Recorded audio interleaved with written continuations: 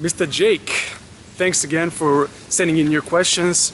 I'm not gonna read your question out loud because I don't want to, reveal what you're working on until you're ready to do that. But with that said, you asked me where you can find good app developers and good coders in general on the cheap.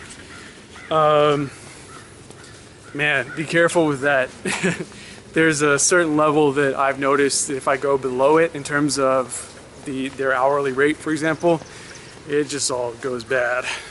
So for like PHP and MySQL development, that's around like $25 an hour. And the best countries that I've had experience with are Indonesia and Pakistan. The worst, India, and Philippines hasn't been that great either for advanced stuff like coding. Great for virtual assistants, great for some designers, not so great for in-depth development.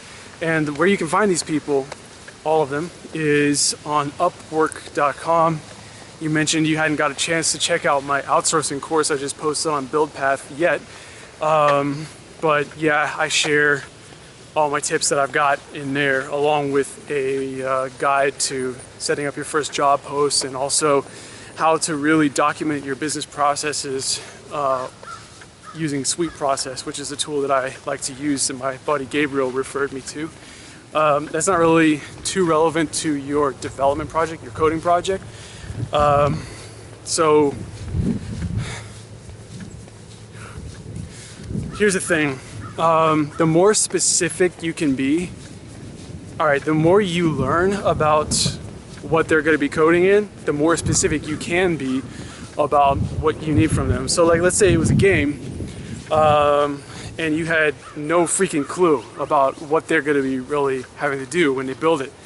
You wouldn't know how to tell them what game engine to use, or what frameworks and stuff like that to use.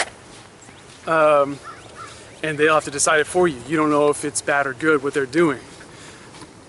I think the key is to learn enough about what's going on right now in mobile game or mobile app development, for example, to know enough so you'll be able to tell whether somebody's up to snuff and whether they are actually like using the latest practices, taking advantage of the latest, most powerful frameworks and engines and whatever that can help them develop more quickly, or if they're using something very outdated that's going to make changes in the future really hard. Just like a lot of things, and the more you know about all that stuff, you don't have to be a developer yourself. You don't have to be able to write more than like a hello world program, You just need to be up to speed on all that. And the more you know about that stuff, the better a job post you can write on Odesk, for example. Upwork. It was called Odesk, recently changed to Upwork after they acquired Freelancer.com. And yeah, so the more you know, the more you can be specific in your job post, and the more you'll be able to tell if somebody's BSing you or not. I'd say stay away from people in China because they all pretend to be individuals, and they actually work for an agency usually, and they lie about the games that they've produced or the apps that they've produced.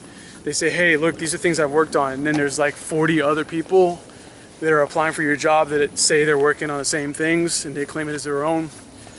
It's a mess. And in Eastern Europe, you might find some good people, but they tend to be a little bit less reliable. Communication is not good. They seem like they don't give a shit, even if they do. It's just a culture thing, I guess. Let's see. I think you asked one more thing.